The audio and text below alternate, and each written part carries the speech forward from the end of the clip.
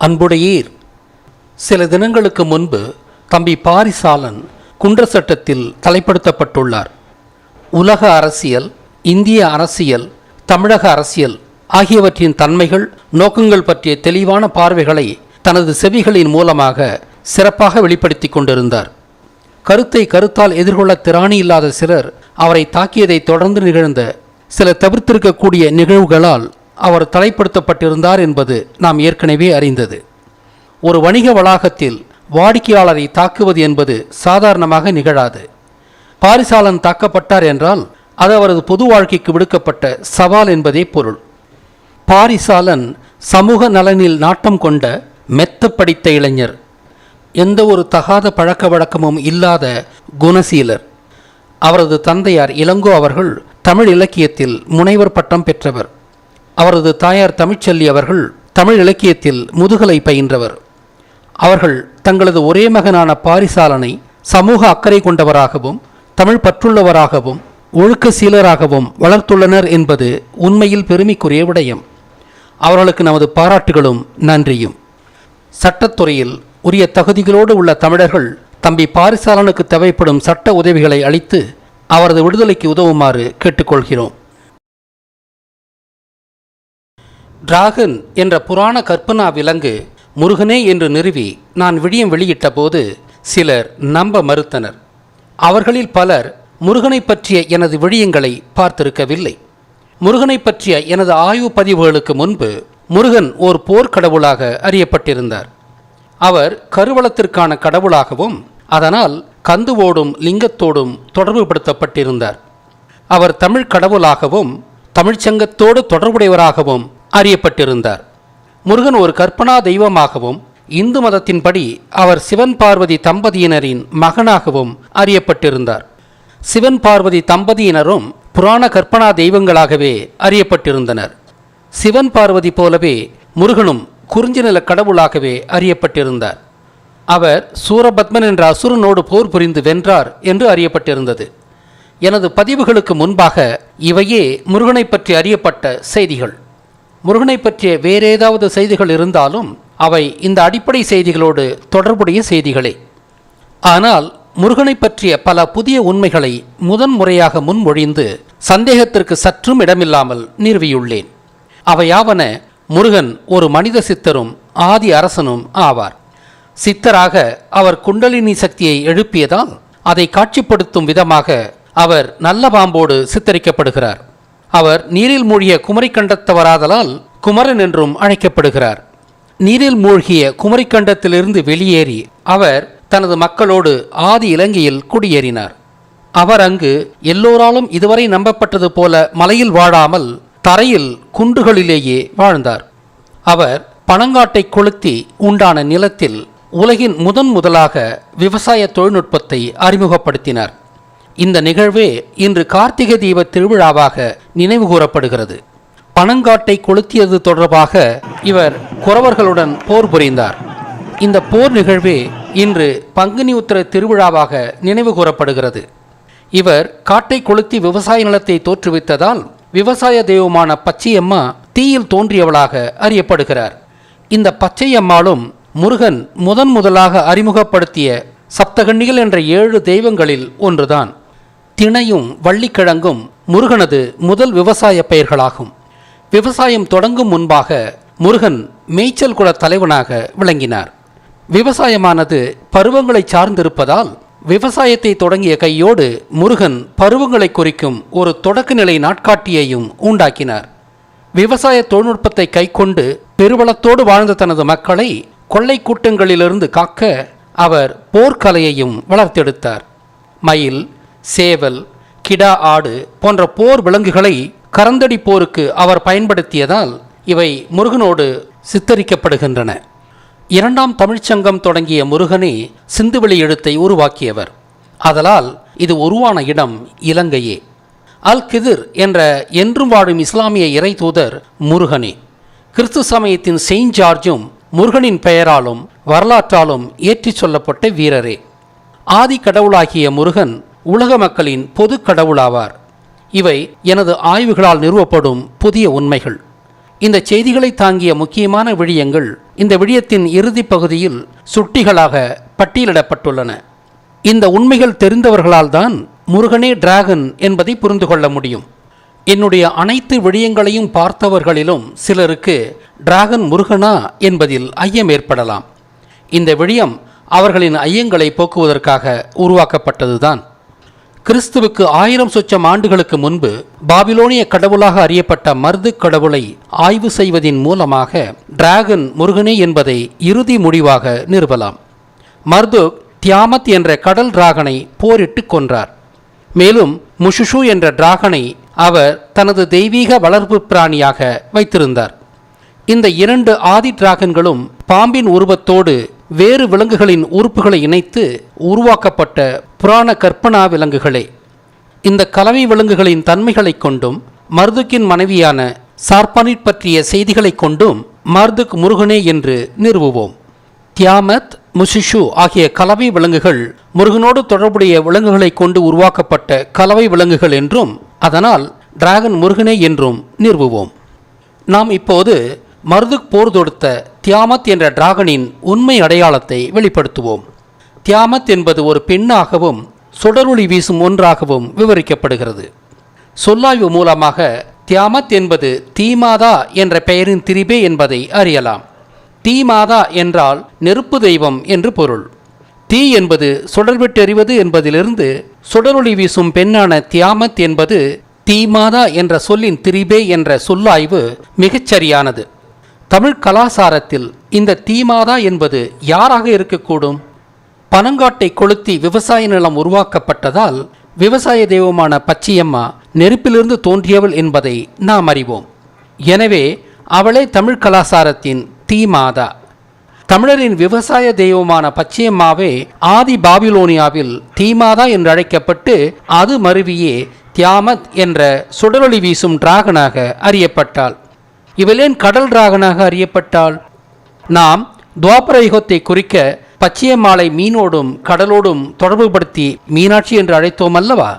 இந்த செய்தியின் அடிப்படையிலேயே தியாமத் பாபிலோனியாவில் கடல் டிராகனாக அறியப்பட்டாள். தியாமத் என்பவள் மீனாட்சியாக உப்பு கடலின் தெய்வமானாள். அவளே பச்சையம்மாவாக சுவைநீர் புழங்கும் விவசாய தெய்வமானாள். இதனால் பாபிலோனியாவில் உப்பு கடலின் தெய்வமான தியாமத் அப்சு என்ற ஆற்று நீர் தெய்வத்தை மணந்ததாக கருதப்பட்டாள். அபிசுவை என்ற ஆற்று நீரின் பெயரே அப்சு என்று மருவியுள்ளது. அதாவது தியாமத் என்பவள் உப்பு கடலை குறித்த மீனாட்சியோடும் ஆற்று நீரை குறித்த பச்சையம்மாளோடும் தொடர்புபடுத்தப்பட்டாள் என்பதே செய்தி. மீனாட்சியும் பச்சையம்மாளும் ஒரே தெய்வமே என்பதை நாம் அறிவோம். தியாமத் ஏன் ஒரு டிராகனாக உருவகப்படுத்தப்பட்டாள்? பாபிலோனிய தியாமத்தை குறித்த மீனாட்சி முருகனால் உருவாக்கப்பட்டவள் என்பதை நாம் அறிவோம். எனவே தியாமத் என்பது முருகனோடு தொடர்புடையதே. டிராகன் என்ற ஒரு புராண விலங்காக முருகன் உருவகப்படுத்தப்பட்டார் என்றும், அந்த டிராகன் முருகனோடு தொடர்புடைய விலங்குகளின் கலவை உருவகமே என்றும் நாம் ஏற்கனவே முன்மொழிந்து நிறுவியிருக்கிறேன். இதனால்தான் முருகனை குறித்த தியாமத்தும் பாபிலோனியாவில் டிராகனாக கருதப்பட்டது. ஆனால் மர்துக் ஏன் தியாமத்தை போர் செய்து கொள்ள வேண்டும்? உண்மையில் பாபிலோனிய மர்துக்கும் முருகனே என்பதை சற்று நேரத்தில் நிறுவுவோம். அப்படியானால் முருகனை கொன்றாரா என்ற கேள்வி எழுகிறது. இது கிறிஸ்துவ புராண கதையில் செயின்ட் ஜார்ஜ் ஆகிய முருகன் டிராகனாகிய முருகனை கொன்றது போன்றதே. நகைப்புக்குரியதல்லவா? இந்த புராண கதைகள் முருகன் காலத்திற்கும் பாபிலோனிய காலத்திற்கும் இடையில் உள்ள நீண்ட கால இடைவெளியில் செவிவழி செய்திகள் மருவியதால் உண்டான அபத்தங்களே. எவ்வாறாயினும் பாபிலோனிய இதிகாசங்களில் தியாமத் டிராகனாக குறிக்கப்படுவதால் தியாமத்தின் அடையாளத்தை கட்டவிழ்த்ததின் மூலமாக முருகனே டிராகனாக அழைக்கப்பட்டார் என்பதை நிறுவிவிட்டோம். அடுத்ததாக முஷுஷு என்ற தெய்வீக டிராகன் மர்துக்கின் வளர்ப்பு பிராணி என்பதிலிருந்து முருகனே டிராகன் என்பதை நிறுவுவோம். பாபிலோனிய இதிகாசங்களின் மூலமாக முஷுஷு டிராகனாக அறியப்படுவதால் இது முருகனை குறித்தது என்று நிறுவினால் முருகனே டிராகனாகவும் அறியப்பட்டார் என்று உறுதிப்படுத்தலாம். இது ஒரு புராண கற்பனா விலங்கு. இதன் பின்கால்கள் பறவையின் கால்கள் போன்றுள்ளன. முன்கால்கள் புலியின் கால்களை ஒத்துள்ளன. நீளமான கழுத்தும் வாலும் கொண்டுள்ளது. கொம்பு கொண்ட தலை கொண்டுள்ளது. பாம்பின் நாக்கு போன்ற நாக்கு கொண்டுள்ளது. கிறிஸ்துவுக்கு முன் 6ஆம் நூற்றாண்டைச் சேர்ந்த இஸ்தார் என்ற பாபிலோனிய விவசாய தெய்வ கோயிலின் மீட்டுருவாக்கம் செய்யப்பட்டுள்ள நுழைவாயிலில் இந்த வடிவம் காணப்படுகிறது. பாபிலோனியாவில் இந்த முஷுஷு ஒரு அற்புத பாம்பாக அழைக்கப்பட்டது. இவைதான் முஷுஷு பற்றி பாபிலோனியாவில் சொல்லப்பட்டவை. இந்த முஷுஷு ஒரு பாம்புதான் என்று சொல்லாய்வு மூலமாக நிறுவுவோம். நல்ல பாம்பு உஷ் உஷ் சத்தம் செய்கிறது என்பதை நாம் அறிவோம். ஊ சத்தம் மூ சத்தமாக மறுவோம். எனவே உஷ் உஷ் சத்தம் முஷ்முஷ் என்றும் அவை ஒன்று சேர்ந்து முஷுஷு என்றும் மறுவோம். எனவே முஷுஷு என்ற பெயர் நல்ல பாம்பின் பெயரே என்பதை நிறுவிவிட்டோம். எனவே முஷுஷு டிராகன் நல்ல பாம்பினால் உருவான வடிவம் என்றும் நல்ல பாம்பு முருகனோடு உருவகப்படுத்தப்படுகிறது என்றும் நாம் அறிவோம். முஷுஷு டிராகனின் நீண்ட கழுத்தும் முகமும் நல்ல பாம்பின் வடிவமே. இதன் கொம்பும் உடல் பகுதியும் ஆட்டிலிருந்து பெறப்பெற்றவையே. இதன் பின்னங்கால்கள் சேவலின் கால்களே. இதன் முன்னங்கால்கள் புலியின் கால்களாக தவறாக படைக்கப்பட்டிருக்கின்றன. இவை மயிலின் கால்களாகவே இருக்க வேண்டும். இவ்வாறாக மருதுக்கோடு தொடர்புடைய முஷுஷு டிராகன் முருகனோடு தொடர்புடைய விலங்குகளால் ஆன கலவை விலங்கு என்றும் அது நல்ல பாம்பின் பெயராலேயே அழைக்கப்படுகிறது என்றும் அறிகிறோம். இப்போது பாபிலோனிய மருதுக் முருகனே என்று நிறுவினால் முஷுஷு டிராகனும் முருகனே என்று நிறுவலாம். முருகனே பாபிலோனிய மருதுக் என்று மருதுக்கின் துணைவியான சார்பானிட் என்ற தெய்வத்தின் மூலமாக நிறுவலாம். அவ்வாறெனில் முருகனின் மனைவியான பச்சையம்மாளே பாபிலோனியாவில் சார்பானிட்டாக அழைக்கப்பட்டிருக்க வேண்டும். விவசாய தெய்வமான பச்சையம்மாளே மீனாட்சி என்றும் வள்ளி என்றும் பல பெயர்களால் அழைக்கப்படுகிறாள் என்ற உண்மையை நாம் நினைவில் கொள்ள வேண்டும். இந்த 3 தெய்வங்களும் ஒன்றே என்ற பொருளிலேயே இந்த விழியத்தில் இவை கையாளப்படும். மருதுக்கின் துணைவியாக சுடரொளி வீசுபோல் என்ற பொருளில் சார்பானிட் பாபிலோனியாவில் அறியப்பட்டாள். முன்பே சொன்னது போல பச்சையம்மாள் நெருப்பில் தோன்றியவளாக தமிழ் கலாசாரத்தில் அறியப்படுகிறாள். அதனால்தான் பச்சையம்மாளை குறித்த பாபிலோனிய சார்பானிட் சுடரொளி வீசுபவளாக அறியப்பட்டாள். நெருப்பு சுடரொளி வீசுமல்லவா? பாபிலோனிய சார்பானிட் வெள்ளி கிரகத்தோடு தொடர்புடையவளாக கருதப்படுகிறாள். முருகனின் தத்துவார்த்த மனைவியான வள்ளியும் வெள்ளி கிரகத்தோடு தொடர்புடையவள் என்பதை நாம் அறிவோம். இன்னும் சொல்லப்போனால் வெள்ளி கிரகத்தின் பெயராலேயே வள்ளி என்ற பெயரையும் பச்சையம்மாள் பெற்றாள். சார்பானிட் என்பவள் விதைகளை உருவாக்குபவள் என்றும் ஆரூரு என்ற தெய்வத்தோடு தொடர்புடையவள் என்றும் கருதப்பட்டாள். வள்ளி விவசாய தெய்வமானதால் இவளும் விதைகளை உருவாக்குபவள் தானே. விதையோடு தொடர்புடைய வேலை கொண்ட ஆரூரு என்றழைக்கப்பட்ட முருகனும் வள்ளி ஆகிய பாபிலோனிய சார்பானிட்டோடு தொடர்புடையது என்பது இயல்பானதுதானே. வள்ளி விவசாய தெய்வம் என்பதாலும் முருகனே உலகின் முதல் உழவன் என்பதாலும் முருகனின் தத்துவார்த்த மனைவியாக வள்ளி உருவகம் செய்யப்பட்டாள் என்பதை நாம் அறிவோம். பருவங்களை அடையாளம் காட்டும் உலகின் முதல் விவசாய நாட்காட்டியை முருகன் உருவாக்கியவர் என்பதால் முருகன் வள்ளி திருமணம் ஒவ்வொரு வருடமும் புத்தாண்டு விழாவாக கொண்டாடப்பட்டது. அதனாலேயே மதுரை மீனாட்சி திருமணமும் சித்திரை மாதத்தில் கொண்டாடப்படுகிறது. அதனாலேயே பாபிலோனிலும் மருதுக் சார்பானிட் திருமணமும் பாபிலோனிய புத்தாண்டு விழாவாக கொண்டாடப்பட்டது. இந்த ஒற்றுமைகளின் மூலமாக மருதுக் என்பது முருகனையே குறித்தது என்பதை நாம் அறிவோம். இறுதியாக சார்பானிட் என்பது வள்ளியையே குறித்தது என்பதை சொல்லாய்வு மூலமாக நேரடியாகவே நிறுவுவோம். சார்பானிட் என்ற சொல் ஏர்வாணி என்ற சொல்லின் திரிபே. ஏர் என்பது நிலத்தை உழுவும் கலப்பையை குறித்து உழவை குறித்தது. கலைவாணி என்ற சொல் கலைகளின் தெய்வம் என்பது போல ஏர்வாணி என்பது உழவின் தெய்வமாகும். ஏர்வாணி, சேர்வாணி, சேர்பாணி, சார்பானி, சார்பானிட். எனவே சொல்லாய்வு மூலமாகவும் மருதுக்கின் மனைவியாகிய சார்பானிட் என்பது உழவின் தெய்வம் என்று நிறுவியுள்ளோம். வள்ளி முருகனின் மனைவி என்பதாலும் வள்ளியை குறித்த சார்பானிட் மருதுக்கின் மனைவி என்பதாலும் முருகனே பாபிலோனிய மருதுக் என்று நிறுவியுள்ளோம். இறுதியாக முருகனே பாபிலோனிய மருதுக் என்பதை சொல்லாய்வு மூலமாக நேரடியாகவே நிறுவுவோம். முருகனே மருது நிலத்தை தோற்றுவித்தவர். எனவே முருகனை மருதன் என்றும் அழைக்கலாம் அல்லவா? மருதன் என்ற சொல்லின் மருவிய வடிவமே மர்துக். மருதன், மருதுக், மர்துக். தியாமத் என்ற டிராகனை முருகன் இம்ஹுல்லு என்ற ஆயுதத்தால் அழித்தார் என்று சொல்லப்படுகிறது. ஆண் விந்தின் வடிவில் முருகன் உருவாக்கிய வேலே முருகனின் முதன்மை ஆயுதமாக இருப்பினும் அவர் பயன்படுத்திய இன்னும் ஒரு ஆயுதம் இருதலை முக்கோலாகும். முக்கோல் என்பது திரிசூலத்தை குறிக்கும். இந்த இருதலை முக்கோல் என்ற சொல்லே மருவி சுருங்கி பாபிலோனியாவில் தியாமத்தை அழித்த ஆயுதமாக இம்ஹுல்லு என்று அறியப்பட்டது. பாபிலோனிய மர்தோக் நீரோடும் பயிரோடும் நீதியோடும் தொடர்புபடுத்தப்படுகிறது. முருகனே விவசாயத்திற்கான உலகின் முதல் பருவ நாட்காட்டியை உருவாக்கியவர் என்பதால் அவர் நீரோடு தொடர்புடையவராகிறார்.